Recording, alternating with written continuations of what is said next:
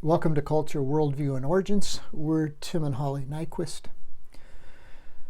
In this chapter, or this course, we're looking at critical thinking skills in science, and we're kind of parceling out each word and kind of looking at critical thinking skills in science, and that its goal is to produce reliable knowledge. So in this chapter, we've been looking at knowledge.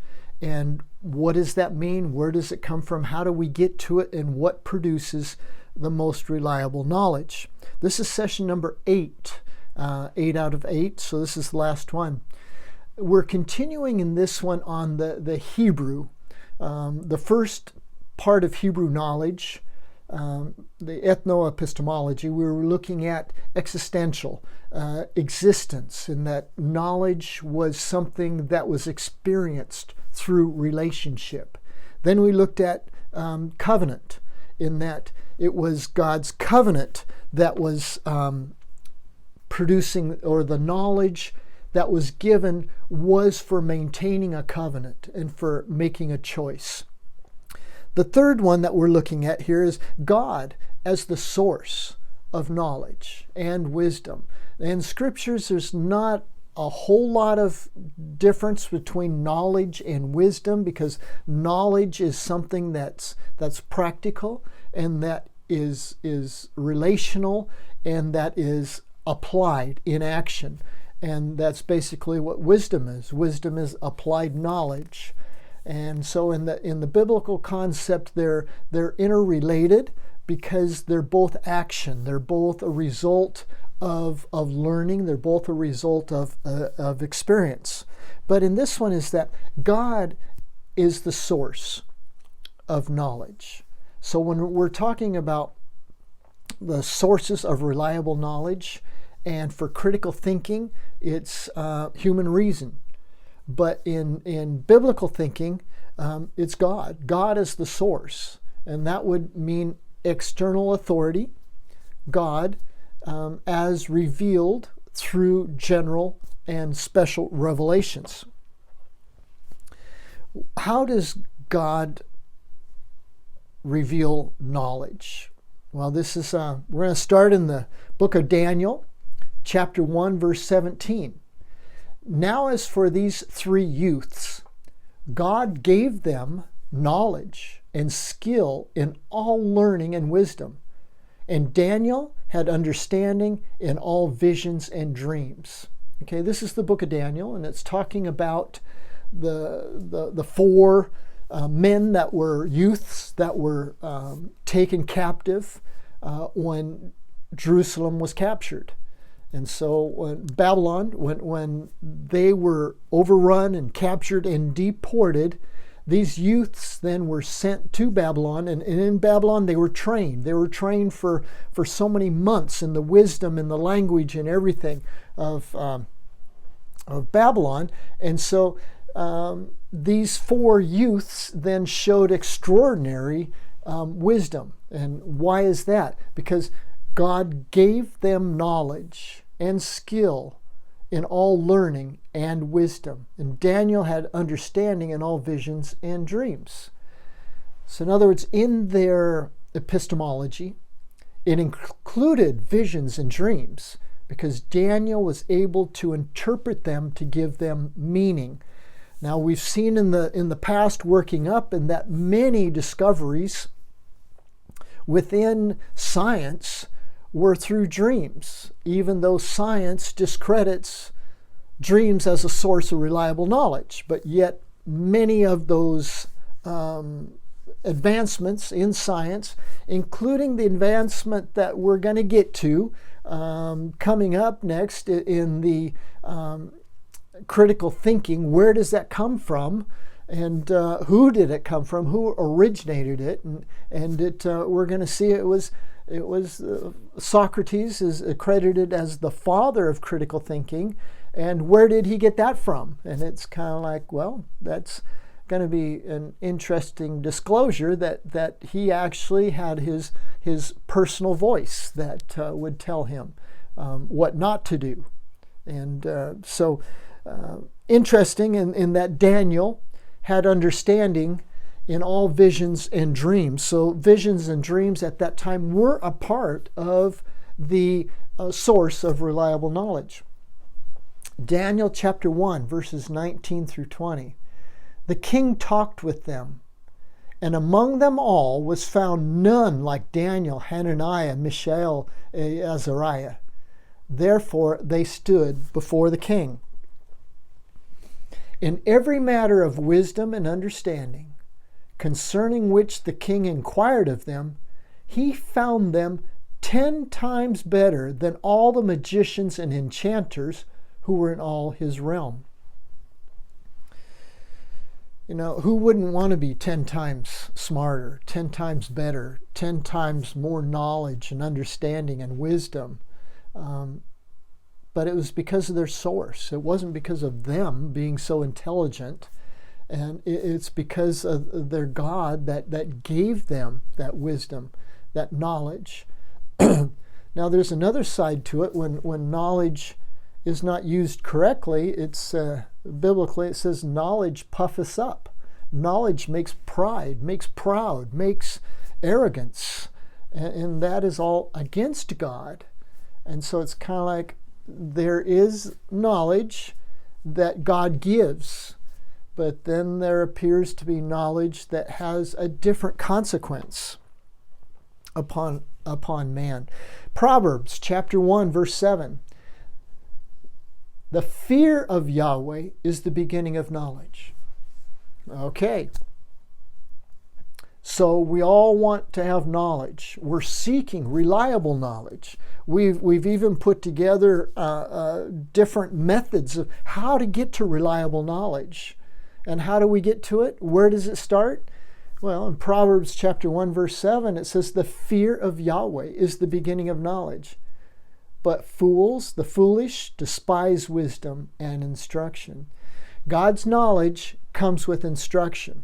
That's the covenant knowledge, where we are expected, if we enter into this covenant contract, we enter into this marriage, then we're bound to complete the parameters of that covenant. And if we don't, then there's consequences. That's what a covenant's about. There's consequences to the violation of that covenant. But that relationship of knowledge, of knowing God, was always a personal one. And so what violated, if we violated that covenant, what we did is we were unfaithful to our God. We went and chose other gods, other sources of reliable knowledge. And so what it is, the fear of Yahweh is the beginning of knowledge. But the foolish despise wisdom and instruction. So if we want to be foolish, then let us despise instruction. We don't like to be told what to do. We would rather earn degrees to get the authority to tell others what to do. And that's what draws us. And that maybe is what drew Adam and Eve, to have a knowledge, be like God, to have a knowledge of good and evil. But knowledge for us is not always good. Knowledge can corrupt us, or can be knowledge of something that is not good for us. James 1:5. But if any of you lacks wisdom, let him ask of God, who gives to all liberally and without reproach, and it will be given to him. Okay, so what is our method? If we lack wisdom, what is our method for getting to wisdom, getting to knowledge, getting to something that is profitable? James chapter 1, verse 5 says, but if any of you lacks wisdom, let him ask of God, who gives to all men freely, okay, liberally. That is our source. Our source is God, and our method is asking, not searching, not running after what we might think is reliable knowledge, but it's going to God. And that is the beginning. The beginning of knowledge, the beginning of wisdom is Yahweh, is God himself. Why is that important? That is very important because of what we have now, is that there's another source of wisdom. There's another source of knowledge. So in other words, the fear of God is the beginning of all knowledge. But there's another source of knowledge, and it's the world as a source of knowledge and wisdom and knowledge. I don't understand how that happened, or when it happened, probably at the fall, probably when Adam and Eve chose. Somehow they chose between the wisdom of God and the wisdom of the world. And Satan tempted them through worldly wisdom. You will become like God if you disobey and you eat this. Violate the contract, violate the covenant, and you will be like God, knowing good and evil. And we all want to know. Gnosticism, it was a group of people that knew something more than what normal people know. So they were Gnostics. Agnostics today is that they don't know. They claim we can't know. Nobody can know. Does God exist? Well, I'm agnostic. I don't know. Or I don't claim to know. I don't claim to say. 1 Corinthians chapter 1, verses 20 through 24. Where is the wise? Where is the scribe? Where is the lawyer of this world? Hasn't God made foolish the wisdom of this world? For seeing that in the wisdom of God, the world through its wisdom didn't know God. It was God's good pleasure through the foolishness of the preaching to save those who believe. Okay? You notice a couple words, no, in that. For seeing that in the wisdom of God, the world through its wisdom didn't know God. We're not talking about knowing God as an abstract entity, or to know God through doctrine or theory or whatever, but it's the Hebrew in the Greek tense, but it is the Hebrew thought of knowing God personally. The world did not come to know God through its wisdom. And that we're on the same path, because if we can only gain reliable knowledge through the scientific method, will that method bring us to God? And the answer is no, it won't. And why is that? Because God doesn't exist? No, because the method excludes any concept of God or anything spiritual of that dimension. The method says it is not reliable knowledge unless it submits and passes the test of human reasoning. Well, it's kind of out on that one. Empirical observation, it's out on that one. And skepticism, which is rejecting anything that the other two that don't comply with. So it's kind of like the world cannot come to know God. The world provides wisdom, but the world cannot know God and does not move us closer to God when we do embrace the wisdom of the world. It was God's good pleasure through the foolishness of the preaching to save those who believe. And we saw before, believe. Believe was to be persuaded of something without justification.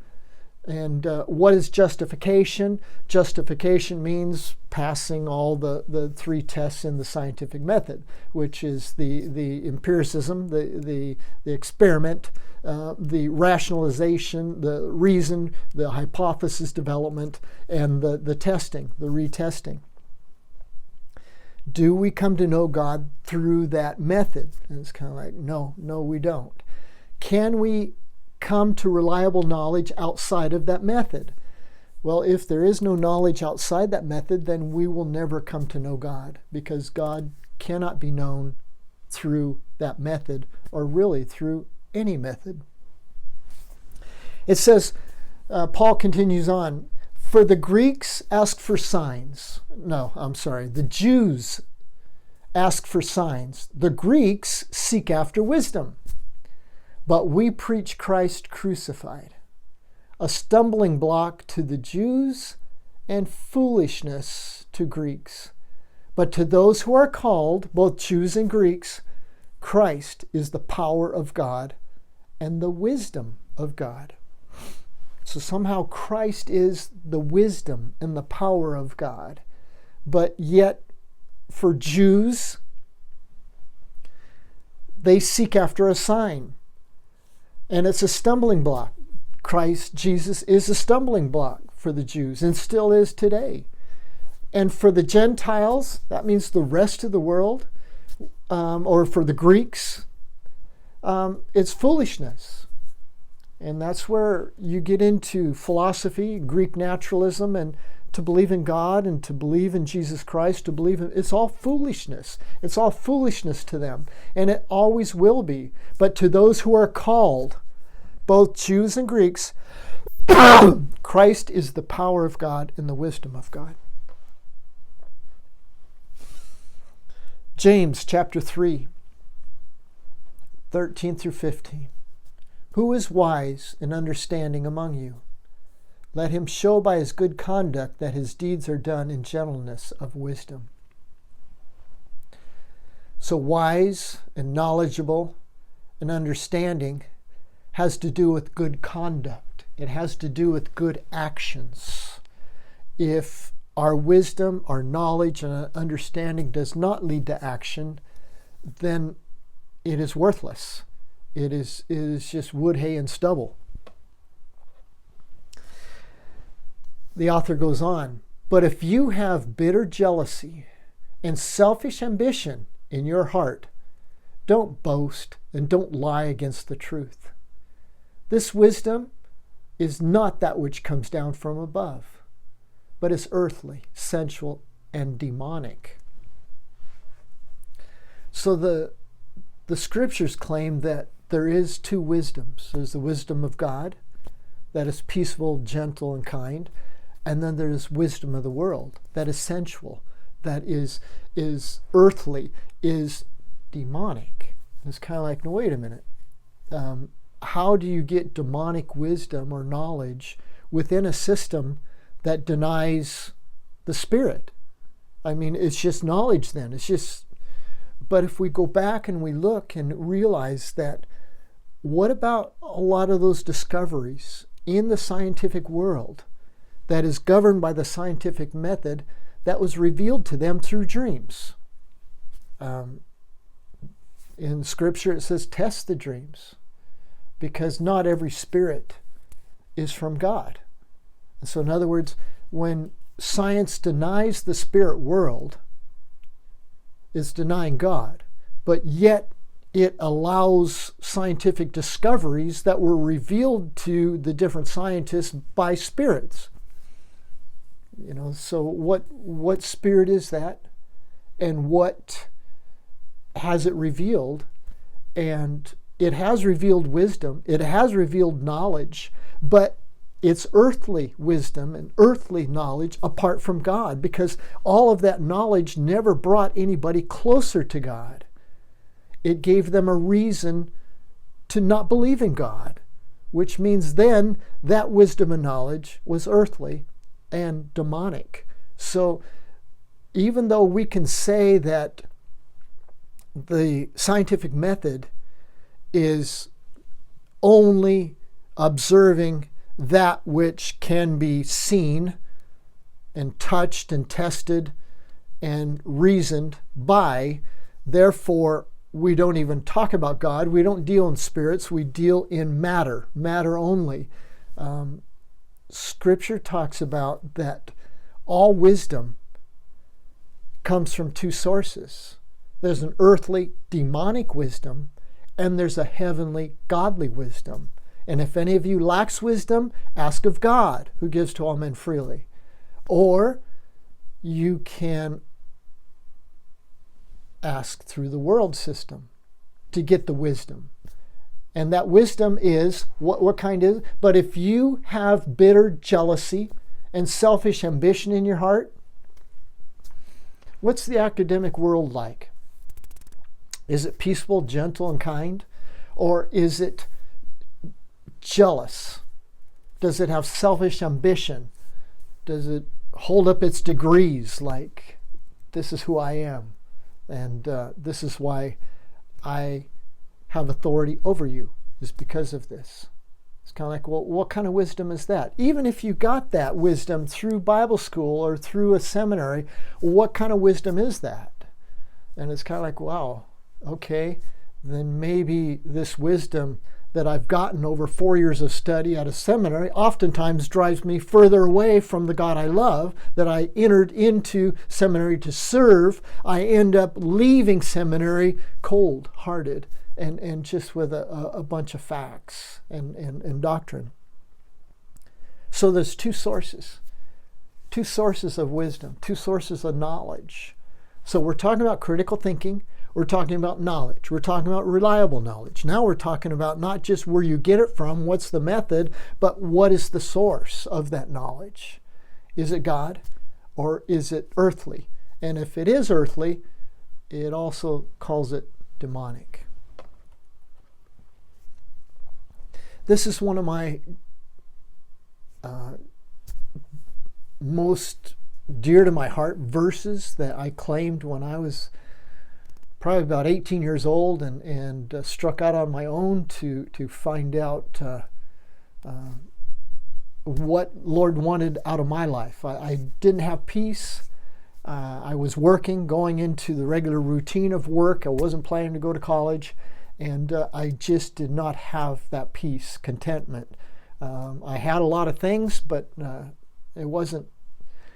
So I set out on a journey. I set out to find out, kind of, would God take care of me? Would God show me the way? Would God provide? And this is the verse that I hung on to. Proverbs 3:5-7. Trust in the Lord with all your heart, and do not lean on your own understanding. In all your ways acknowledge Him, and He will make your paths straight. Now remember, the old English 12th century root of knowledge was acknowledge, was to honor, to recognize authority and worship. So in other words, in all your ways acknowledge Him. In all your ways worship Him. In all your ways honor Him. In all your ways seek Him. And He will make your paths straight. So it's a covenant. You seek Him with all your heart, and He will show you the way. He will guide your paths. Do not be wise in your own eyes. Fear the Lord and turn away from evil. What is the beginning of knowledge? The fear of the Lord. So fear the Lord and turn away from evil. So we need to do two things. One, if we're looking at the tree of knowledge of good and evil, choose good and turn away from evil. Turn your back. Don't sit there and touch the fruit thinking or saying, hey, look, I can do this. I can touch it and it doesn't burn me. It doesn't do anything to me. It says, no, run, turn away from it. Because it seeks us. It seeks to destroy us. Two sources. We've gone over a lot in this chapter on knowledge. Just what does it mean? Where does it come from? How do we get it? What are the limitations of it? What is the durability of knowledge? The half-life of knowledge? And now we're looking at the ethno-epistemology of the Hebraic Hebrew nation, and how they had three different sources, or not sources, but parts to it. Their knowledge was existential, meaning that it was relational, had to do with their existence, had to do with their experience, had to do with knowing their God. Number two was the covenant, is that their knowledge was built and given to comply with a covenant relationship as a marriage contract. And that knowledge was a love relationship. It was a relationship. I give you knowledge, and now that you have knowledge, it's for you to complete and to be obedient in. The third one was there's sources of knowledge, in that the Hebrews knew that there was two sources and you needed to be real careful. There's a source that is godly, and the beginning of knowledge is the fear of the Lord, or there was a earthly knowledge that generated selfish ambition, jealousy, strife. It's kind of like, well, what do you feel like when you're gaining knowledge? Does it humble you? Does it make you feel more as a servant to the God we proclaim? Or does it lift us up so that we have the authority now to speak on our own? We have the authority to teach on our own. We have the authority to govern others. And now what we've done is we've taken the place of God, that He is to be the source. We're not to be the source. We're not to be the source of knowledge for others. We're to lead them to Christ. We're to lead them to God, and that they find their knowledge in God, not in us, not in anybody else. And I think that maybe that's where we can go astray sometimes in academic environments, even if they be religious, in that we look at knowledge in a Western way that is just facts and data, and that we can know about God. But at the end, He may say to us, I never knew you. Yes, you did a lot of things in my name. You cast out demons. You did miracles. You preached. You did this. You taught. But I never knew you. I just pray that we know Him. And that if we do really know Him, then there shouldn't be bitter jealousy. Shouldn't be outbursts of anger. Shouldn't be competition. Shouldn't be, that should be the fruits of the Spirit. So anyway, that's concluding chapter 6 on knowledge. And that is what critical thinking is geared to do, is to produce and protect knowledge, reliable knowledge. And but I think now we can see that through this chapter there are different angles and perspectives of what knowledge is. And not only different angles and perspectives, but different sources. And we must be careful. Thank you again for accompanying me, and hope to see you in the next chapter.